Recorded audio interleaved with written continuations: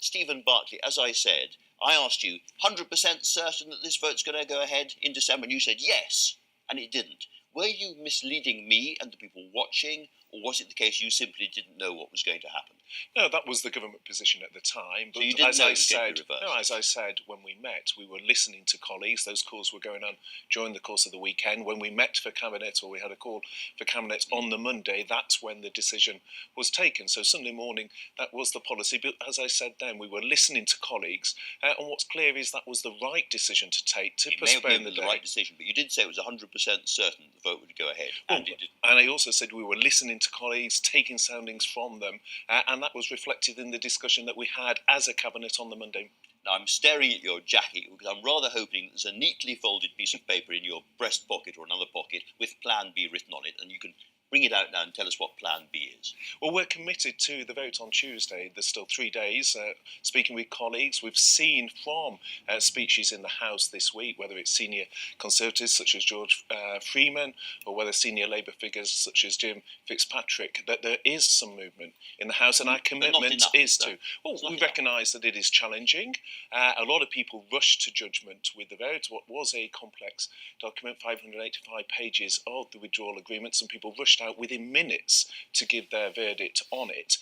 So we're working hard with colleagues, we're working hard with EU leaders. The Prime Minister has been speaking to them in terms of the specific concerns we've heard, particularly on the issue of the backstop. But if you lose that vote, and most people think you will, there will have to be another plan, Plan B. Do you know what it is, and you're not telling me, or do you not know what it is? Well, there is a process in place following that vote, if we were to lose it, in terms of the Prime Minister coming back to the House. You must know, surely. But the issue is for Parliament and for members of Parliament is they face a choice on Tuesday between the certainty that the business community are looking for, that is good for our security, is good for citizens' rights. There's a lot in this deal. Sure, that members of all sides of the House, well, there's a lot in this deal that members of the... Be voted down. It might not be, but it's likely to be voted down, and the country has a right to know, if it's voted down, what the government's going to do next, and that's what I'm asking you.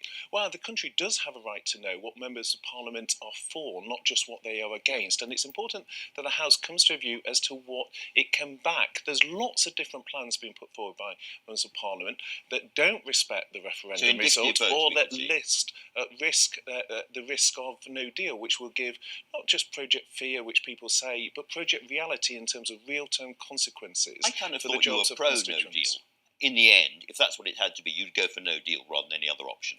Well, what I support is the deal that gives certainty, that responds to the concerns. But as I keep saying, that might fall. I'm asking what happens if it falls. Well, it will be for the House to decide what it is able to support, and I suspect it will be along the lines of this deal, because this is the deal that delivers on what people like me, Brexiteers like me, campaigned for, whether that's control of our immigration, putting an end to the vast sums of money, taking control of fishing and agriculture. So this delivers for Brexiteers, but does so in a way that respects the needs of the business community. And MPs that vote for it will own the consequences of that. As the man at the heart of this process, can you tell people watching, is it true, so far as you're aware, that there is a plot or a conspiracy, whatever you call it, going on inside the Parliament between the Speaker's office and senior Conservatives to wrest back control of the parliamentary agenda from the government? Is that true or not? Well, I think what recent events have shown for Brexiteers like me... that is it happening or not? Well, if I may answer,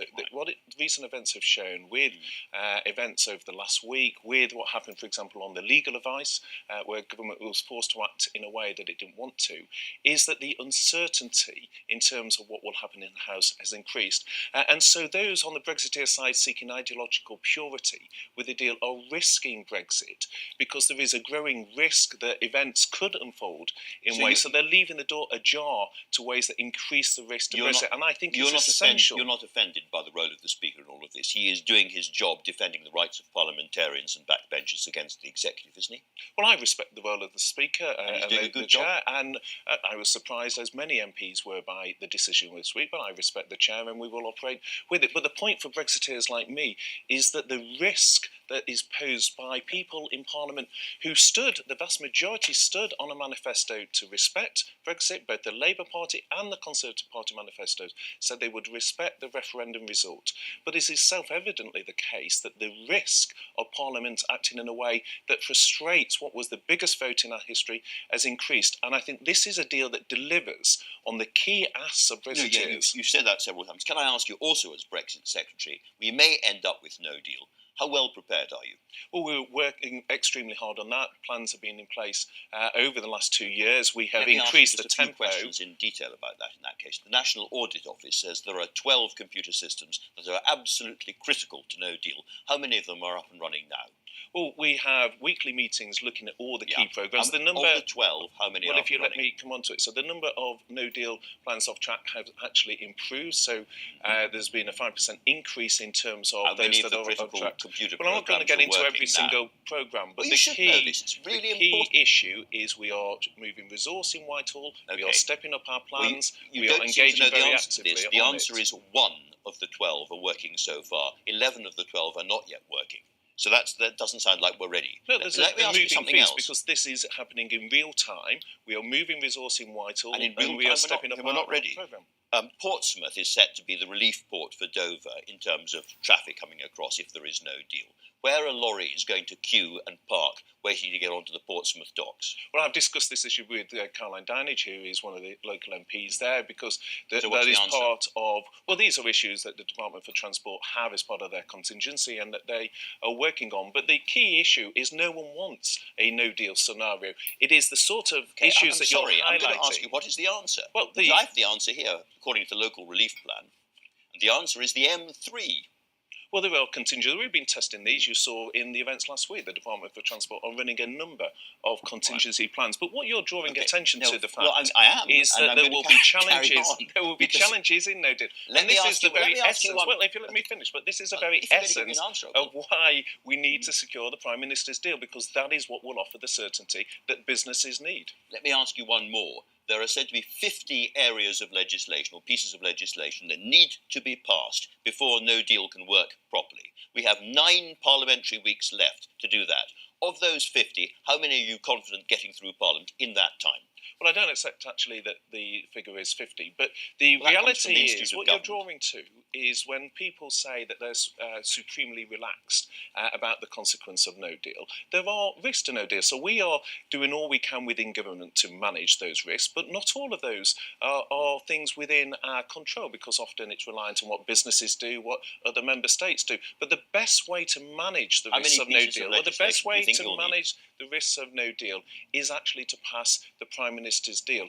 And I think what you're alluding to... We've got that message. I'm just trying to find out what happens otherwise. Can I ask you about Jaguar Land Rover, who announced 4,500 redundancies this week? Like lots of car manufacturers and other engineering companies, they're really worried about the effect of no deal on just-in-time delivery of their systems back and forth across the channel. What are you doing to reassure them? Have you spoken to Jaguar Land? Well, the Business Secretary and others have been liaising very closely with them. And you're right in terms of the risks to the automotive sector. It's 1% of jobs in the UK are linked to that industry, yet less than half of their goods and supplies parts are actually sourced within the UK. So you're absolutely right in terms of the flow of goods is hugely important to them. But as they themselves said, there were many other reasons for the announcement we saw this week. It was to do with what is happening globally, what is happening in terms of those diesel cars. It wasn't down to Brexit, even if many of the stories presented it as a Brexit story. Stephen Barclay, in terms of percentages, how confident are you this vote's going to go through your way?